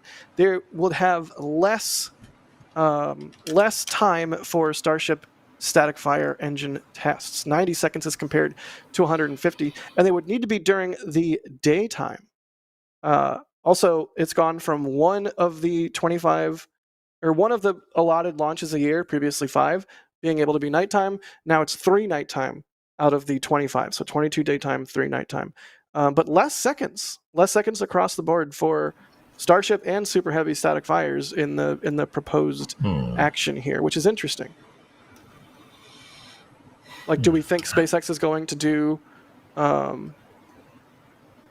Do we think space is going to need to do less static fires as the program matures, or do we think they're just going to pay a fine every time they have to do a ship static fire at night, or go over the 90 seconds or something? Because they certainly do that at McGregor, where they test after hours. What do they do at McGregor? All the time, there will be a random night test when they're supposed to end by a certain point, so that neighbors can go to sleep and not have their windows literally shaken in the middle of the night. So I think they're going to, in all honesty, ignore that.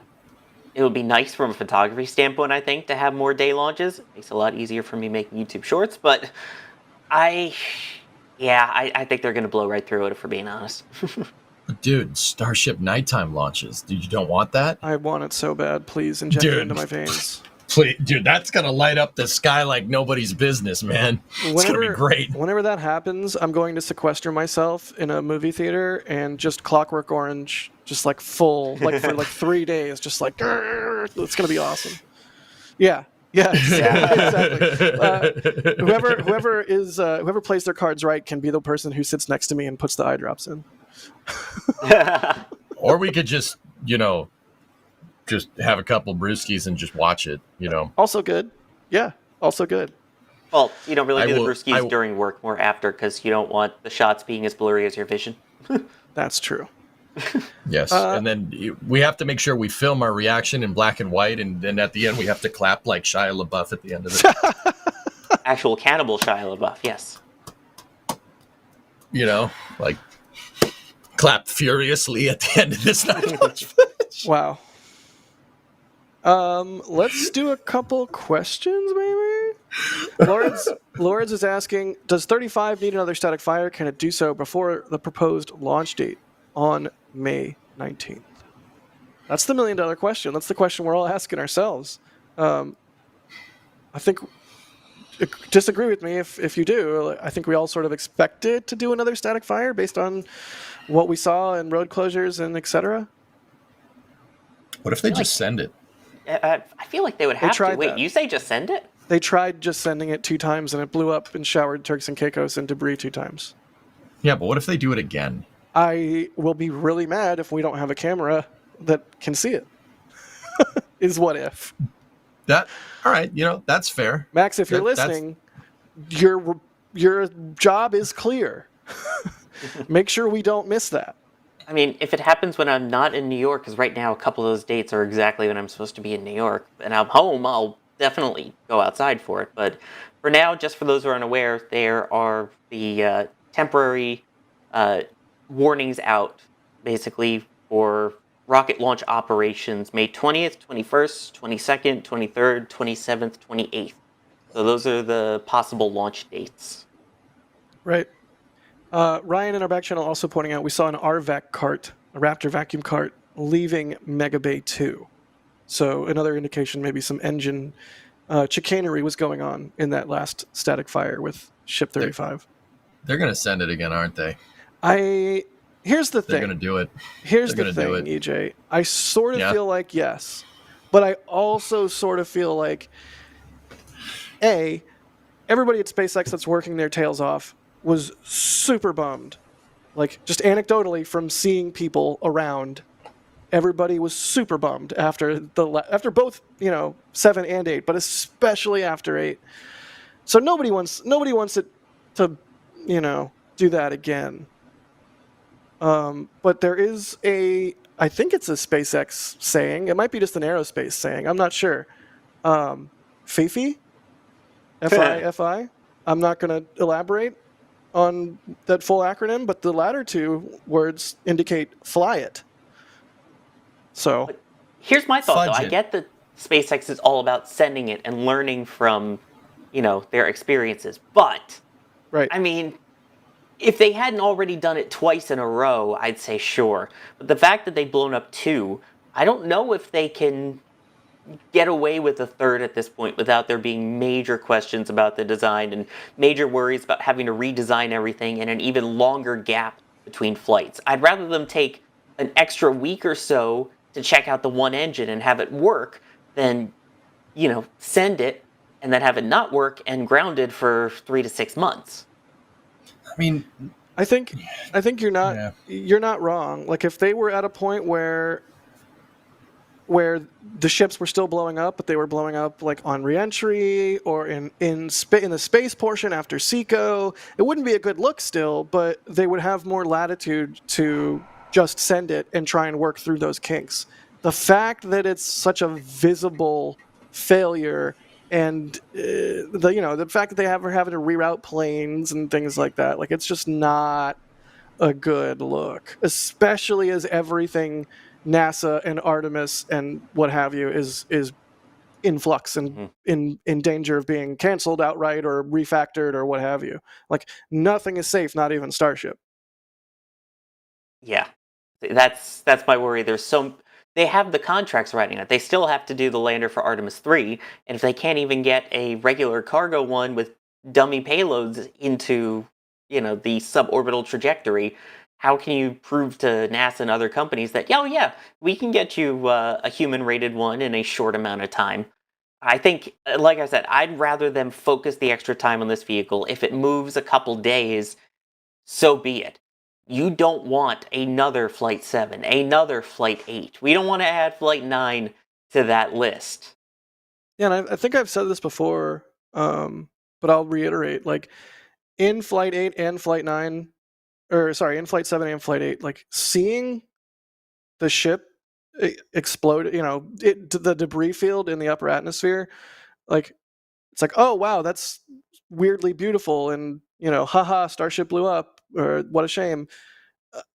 It also, to me, and I'm sure to you and EJ, you Sawyer and EJ both, like, it also is sort of a deeply, deeply disquieting thing to see. It's just not. We've seen what that looks like when there's people on board, and anything that sort of reminds me of that is just like, no, we don't need any more of those. Yeah, Kev, can you take me full screen a sec? I wanna talk to chat here. There we go. Chat, how's it going, everyone? Hi, good to see you. I'm Sawyer. Hi, Sawyer. We don't want more explosions. Like you said, there's a lot of bad memories for us from the shuttle days. There's a lot that could go wrong. We don't want that. I'm honestly scared, I think, for Flight 9. I've never been scared for a Starship launch. I'm kind of scared for this one. It feels like there's a lot more riding on this particular launch, on this particular ship. So, if Yeah, they I'm do glad. Fifi, then we will fly it and find out. Right? Fly and find out. That's what FAFO totally means. So, Yeah, right. I don't know. Well, I get the sense that they really are taking things extra carefully this time. I'm not expecting it. I'm not expecting Ship 35 to rud again, but it's all, of course, there's been 2 ruds in a row. It's on the back of all of our minds. But a good question from Lorids there. Paul is asking, I'll be visiting Starbase next week. Where's the best place to view the next test flight Well, of Jack's working on a video about that, right, Jack? Starship? Yes, that is correct. I was gonna say, I just need the footage. Um, Rocket Ranch Outpost. Can't get closer. Great people all around you. You can stay at the Rocket Ranch as well. You can also stay at the Margaritaville. Margaritaville, you can see the pad like from your balcony if you get a room on the right side of the building. Margaritaville's great. Isla Blanca Park, also very good, like 5 miles away. That's on the island. However, you're going to need to plan around Isla Blanca Park if that's your choice, because typically there's a traffic jam on the way in, a traffic jam on the way out. It turns into like an all-day thing or you could stay like somewhere at the Margaritaville and just walk from the hotel to Isla Blanca, and avoid the traffic. Like there's thought you need to put into it, which is why we're doing a video about it. But yeah, I would say the 2 primary places I would recommend checking out for viewing would be the Rocket Ranch Outpost. They're awesome. And Isla Blanca Park there on South Padre Island. There's a few other spots, but they're less than optimal compared to those 2. If you want to view a launch from the Cape, we have a video on that already. Oh wait, we haven't pushed that 60,000 times the last week. It's fine. We do also have a visiting Starbase video or 2, but they're out of date, so we're going to do a new one because a lot has changed, even just week to week in Starbase. But it's been, I think the last one we did was before Flight 2 or something like that. So we're doing this updated version. But yeah, Rocket Ranch Outpost, can't recommend them enough. Rocket Ranch rules. The Margaritaville, can't recommend them enough. They rule. And then if you're viewing from the Outpost, you can stay at the ranch. If you're viewing from Isla Blanca, you can stay at the Margaritaville. It kind of like they're both close to each other in that way. Kind of makes sense. Anyways, I'm rambling. Good question. Also, just so you know how that both of those will book up pretty quick. So as soon as you get a really good idea that it's gonna go, if you want to do either of those, book it. Yeah, absolutely. Oh wow, Ryan in our back channel saying it was before Flight 1. So the stripes didn't even exist, which if you've never been to Starbase, you don't even know what that means. But it used to be that you had to stock up on gas and supplies and food and snacks and everything way in advance of getting to Starbase. Now, these days, there's a nice gas station like 30-ish minutes. It's like the last gas station. So things have changed. That's why we're working on the update video. But yeah, enjoy your visit to Starbase. I hope you get to see a launch. If you don't, please don't be sad, and just enjoy the fact that you got to see this insane spaceport in its prototype stage, because it's changing, like I said, so much. Look at the high bay. Look at everything that they're doing. So It's to be able to see morphing. it now in the early days, that's really cool, even if you don't get to see a launch. It's evolving. It's morphing. The work must be done, Jack. It must. It's mysterious and important. Yep.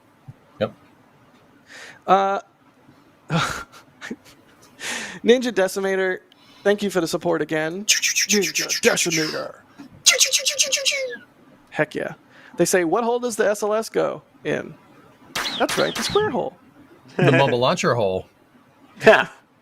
Todd Harris, thank you very much for the $10 tip to tips.nasaspaceflight.com. Again, that goes straight to us, so thank you. They say, EJ's glasses give me I was 20 miles outside of Starbase when...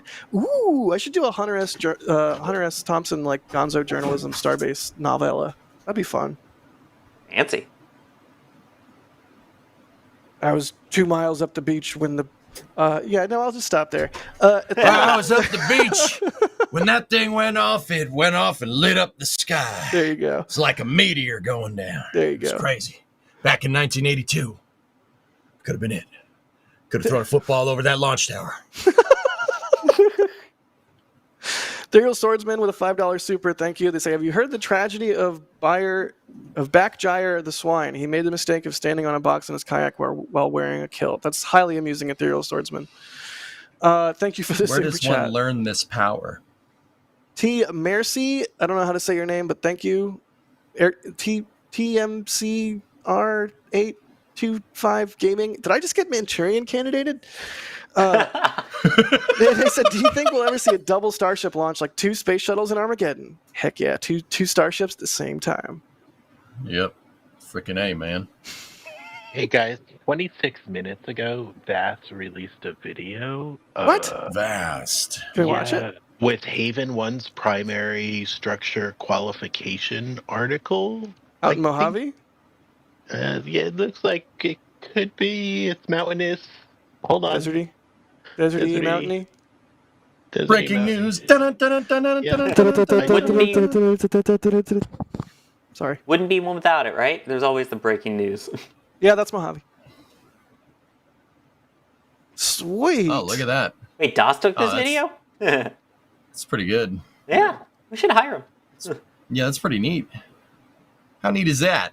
That's pretty neat. Not DOS, Vast. Vast. Oh, Vast. I thought you said DOS. Oh, you said Vast. What a cool machine. I am so here for space hotels. Like, please and thank you. Hey, I have a question. I want to learn more about Vast and this, what we see on screen here. Does NSF have a video about that? Well, yes, we do. D and DOS did a tour with Max Hout at their factory, and it's a really fantastic factory tour. So, funny that you would ask about that. Oh, cool. But yeah, you can learn about exactly why this test article is being moved here in Mojave and what they're going to do with it, and what the space station is going to be like. It's a really great video. It's actually like legitimately like a really great video if you haven't watched that one. I love factory tours. They're some of my favorites. The tweet says, actually, why don't I just bring up the tweet and let you do your job? Why don't you do that? Why don't you do that, Kevin? It's also not a tweet. Hold on. I It's got a caught off guard. X post. Oh god, not the Z'd again. Oh god. In the meantime, Podank, thank you for the gifting a Red Team membership. Nibbles, thank you for the super chat. They say a booster Dune abort would be worth it, though. Oh lord, please no. Podank just gifted a lot of. Podank gifted 5, and then 20, and then 50. Yeah. Podank. I was just gonna say the chat's just gift. Bro, Everyone's chat, green. if your name just turned green because of the extreme generosity of such a legendary dude as Podank, and I mean, dude ambiguously, like person, it's a general term. Thank Podank in chat. That is very, very, very, very nice of them. Heck yeah. Thank you so much. Now we can read the tweet. Yeah, tweet. Hey, it's on the screen. The Haven, I should talk about it. The Haven 1 primary structure. No, make Kevin do it. Yeah, Kevin, do it. Actually, do it. I need to take a drink. Kevin, read it. Kevin, do it. Yeah, The Haven 1 primary structure qualification article continues critical testing at our Mojave, California test site. Last year, in just 6 months, we built the qualification article. Just 6 months. That's so fast. Enabling early testing and validation of our design to ensure we are building a safe and low-cost next-generation station. Now, Haven 1's flight primary structure build is underway. Each milestone brings Haven 1 closer to orbit. Closer to orbit. Excellent. Thank you, Kevin. That was actually delightful. He did it. Yeah, it was really good. I thought you were just going to stonewall us. Oh, that was good. That was great. Laser Tech, thanks for gifting 10 Red Team memberships as well. And Ethereal Swordsman gifting 1 as well. And, I see people always in chat being like, oh, I wish I could support monetarily or something along those lines. Like, it doesn't have to be a monetary thing. We appreciate everyone coming out, asking questions, watching the stream, hitting the like button. You know the drill. But we do like to acknowledge the people that do support us monetarily because it takes a giant team of people to do this, and we would not be able to continue without it. But seriously, thanks. If you're out there just watching, we appreciate you just the same as all of our viewers. We appreciate And Jack. Yes. Jack, one of the best things you can do is just watch all of our videos. Yeah. If you have a screen in your house, put on Starbase Live. If you have a YouTube friend that doesn't watch Spaceflight stuff but you think might be into it, tell them about our videos. Like, more people watching our videos would actually be a dramatic help. Yeah. The vagaries of the YouTube algorithm are vexing, shall we say. So, The YouTube algorithm we could is work... an elusive beast. What? The YouTube algorithm is an elusive beast. It is. We are hunting the most dangerous game. It is. But yeah, more viewers is huge. Just as huge as Ryan is anything begging else. in the back channel. He's I begging saw for that. people to watch the stranded astronauts video and the Fram 2 video. I saw that. Yeah, They're both you great weren't- you videos, weren't I have gonna to say. Acknowledge it.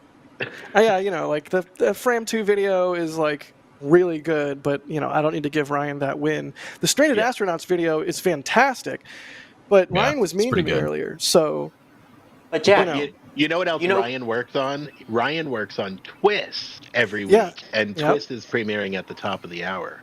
it is premiering at the top of the hour. I don't know which, if you should watch it to support Ryan. no, should don't you? worry. But with Twist, you should watch it irrespective of Ryan. Because Alicia's on. Right, because we love Alicia and we want to see what earrings she's wearing, and we want to know the space news in a delightfully say compact and refreshing way. earwings. Earrings. I can talk. Earwigs? Stop. By the way, Bugs? Jack, You're gonna give me nightmares. You're talking Involving about- Alicia and earwigs. you talk about not You said supporting it. Ryan on the Stranded Astronauts video. You know who wrote that? Alex? Alex Sawyer, you? Hi. You did it? Yeah, you know Hi. who edited that? You? Ryan? Hi. Yeah. Alex? Alex Sawyer, Weber, Al Yes, I'm now Ryan Alex Sawyer. Nice to meet everyone.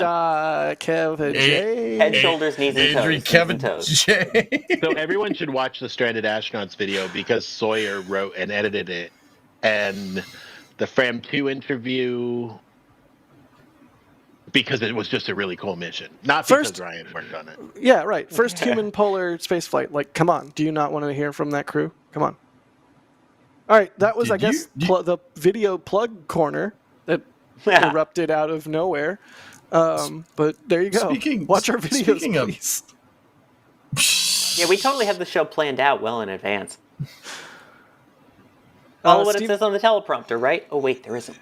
Steve Kalovic with a $10 super saying, EJ and Jack, argue about how awesome you are. EJ, you are way more awesome than me. I think you're better. What's up? I will not accept any dissent. I'm just going to go ahead and play devil's advocate here for a second, and I think you're better at taking pictures than I am. I just point camera, push button. I think you're a more delightfully insightful commentator. No, I appreciate that, but I think you're a better host than I am. I really want to be done with this, but the Sawyer's incredulity at not being included. It wasn't in the super chat, Sawyer. I know. I'm sorry. That voice crack was not intentional, but it was perfect. It was perfect though. It was chef's kiss. You know what Sawyer's really good at doing? Helping us keep us all on the rails when he's hosting streams. That's what and I mean that legitimately. That's real. King of the pretty good. And king of the segue. Segways, I'll take that. Keeping us on track. Have you seen the flame trenches that I've hosted? They are just as off track as every single one of them. So I guess if it is on track by keeping it off track. If you're going to take the Segway, I just want you to be careful because the CEO of that company did drive off a cliff on a Segway. I mean, I guess I could sit on a Segway. Ooh, now I'm thinking about it. That'd be a good way to get around. Did I just pop EJ's brain? Yeah. I'm sorry, that's just out of left field, you know? That's what I do, baby. Sawyer's got the puns and the segues. I've got the non sequitur. It's the only tool in my belt, and I'm gonna use it. Let's see what else is going on. Oh yeah, Starbase. Go ahead. I'm not DOS lighting Jack. Okay, Jack. I'm not. So good, so good. Also, I guess we alluded to it, but Starbase is a city now. The vote succeeded. And it is now, I can't do that with my bottle because it's glass and there's a dog sitting behind me, but you just looked so cool, EJ. I wish I could look that cool. Well, you could look cool, but I think because you got a dog, you're cooler than me. You also have a dog. How's Titan, by the way? He's good. I don't care about the vote. How's Titan? Titan's doing just fine. He's sleeping right now. Oh. Okay, but yeah, Starbase is a city now. It's real. And in fact, it looks like they're building a bike lane next to the highway. It looks like they're putting a water line in, like an actual, honest, because until now, all the water in Starbase, whether it's for residences, for the launch pad, for the deluge, for anything, all the water is trucked in. Wait a minute, a bike lane? Where are you? Wait, where is the bike lane going? On the south side of Highway 4, it appears. Why?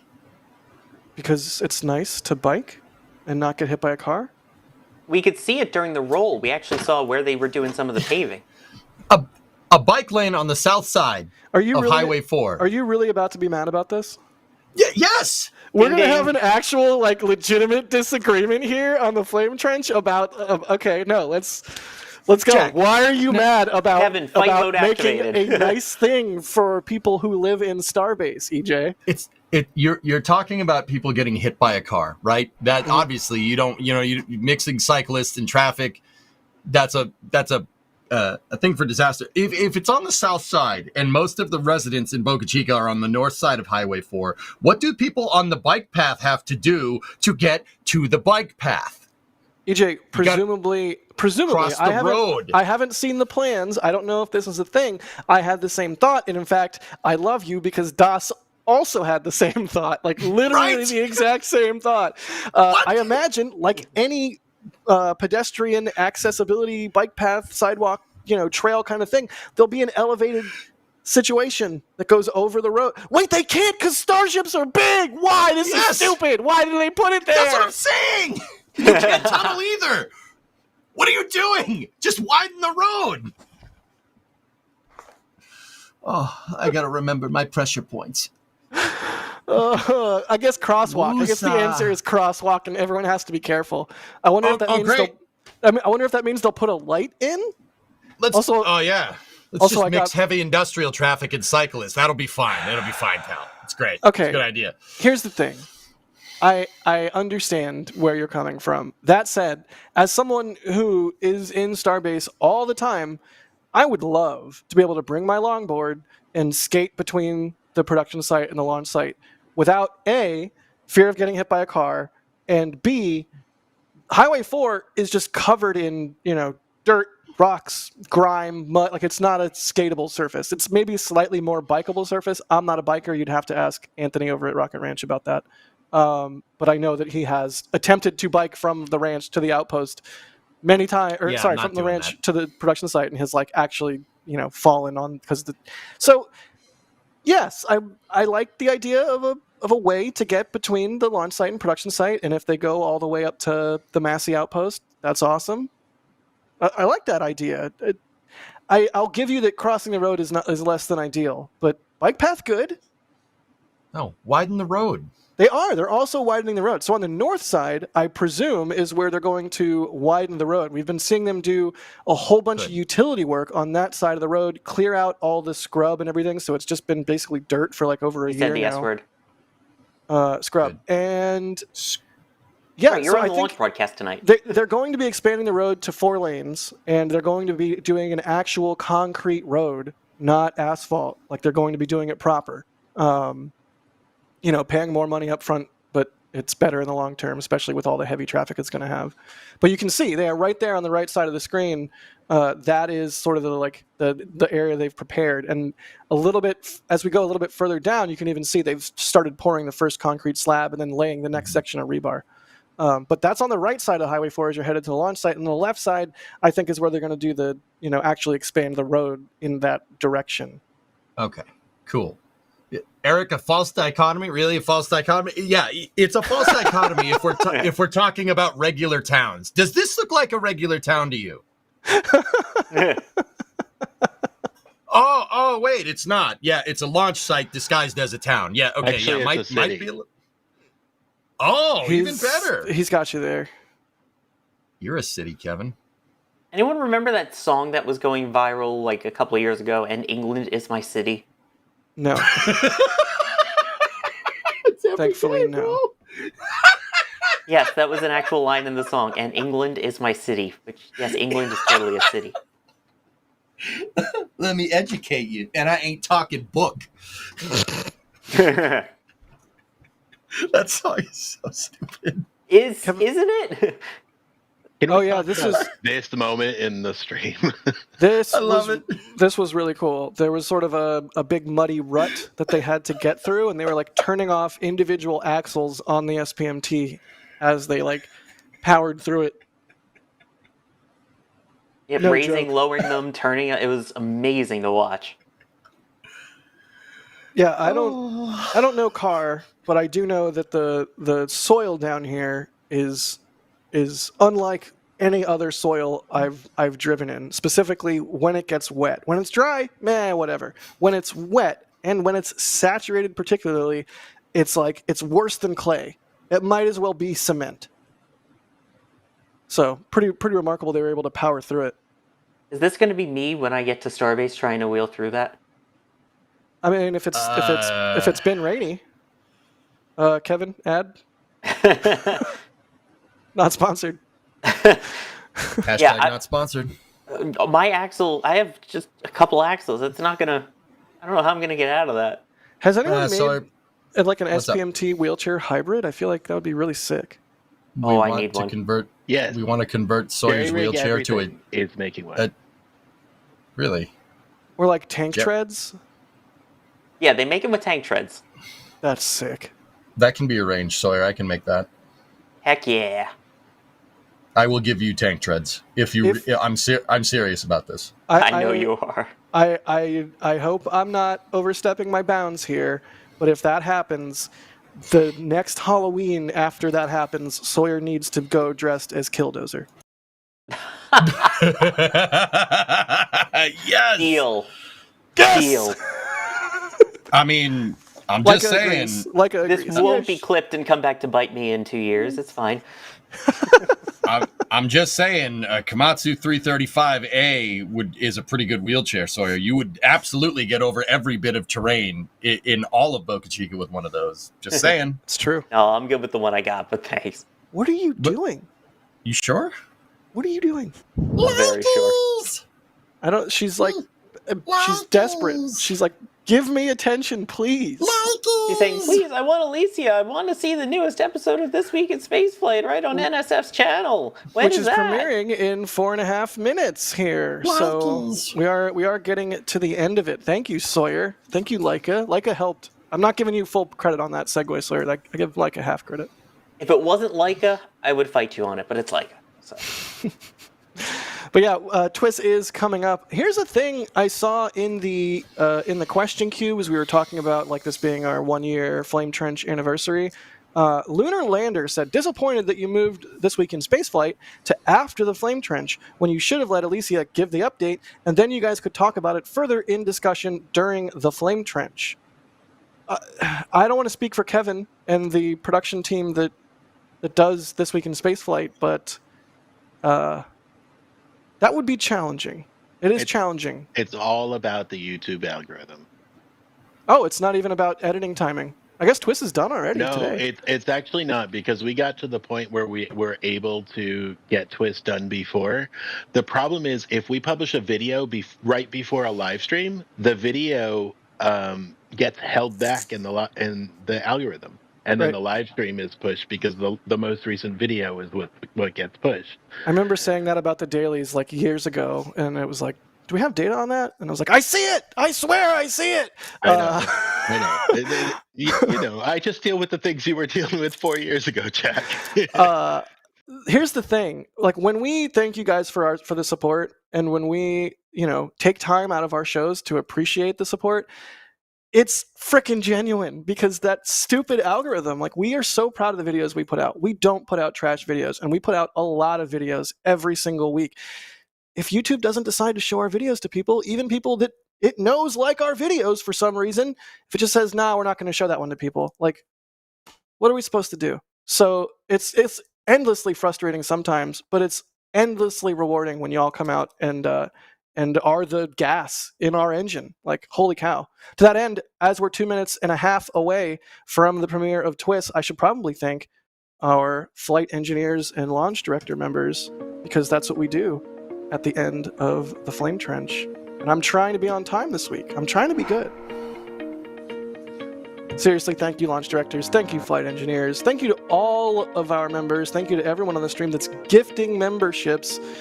It's just, there's so many membership programs. There's so many people out there vying for your attention and your dollars, so that you choose to support us and trust us for your space news is just an honor, an absolute honor. So thank you to y'all.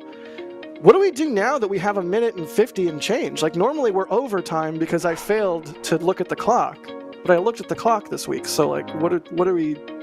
We do give us the in. Give us the in to thank, thank us for being here or something. We do gifts. Also, I do want to say the Cosmic Nebula, thanks for the super. Doo-doo. And I'd rather be flying an X-Wing. Also, thank you for the super. Oh, yeah. Yeah, there's Apple Bottom Gun Jeans, show. Dang. DMCA. Might get demonetized. Yeah. Isn't this riveting, folks? Jack drinking his Topo Chico. What do we watching the gifts? Topo Chico, Jack. See, there's way too many of me always. Which, Jack, you still made it onto the show last week, right? Right, EJ?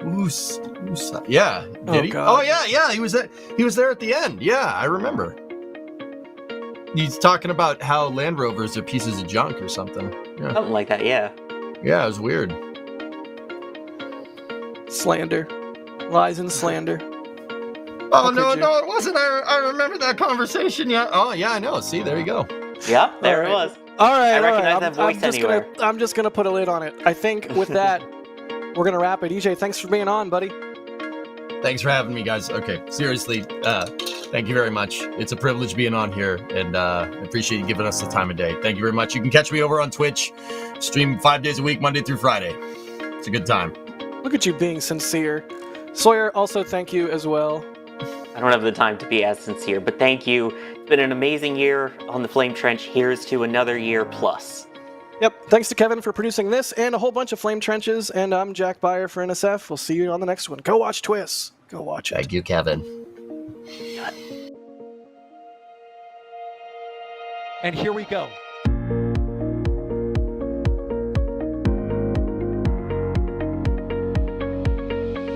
We have liftoff. Propulsion continues to be normal. RS-68 chamber pressure looks good. Following up. Roger, Atlantis. Water towers, fly! Yes! Tango down to nominal. Flight downside SPD off. Bring in SPD off. It's orange!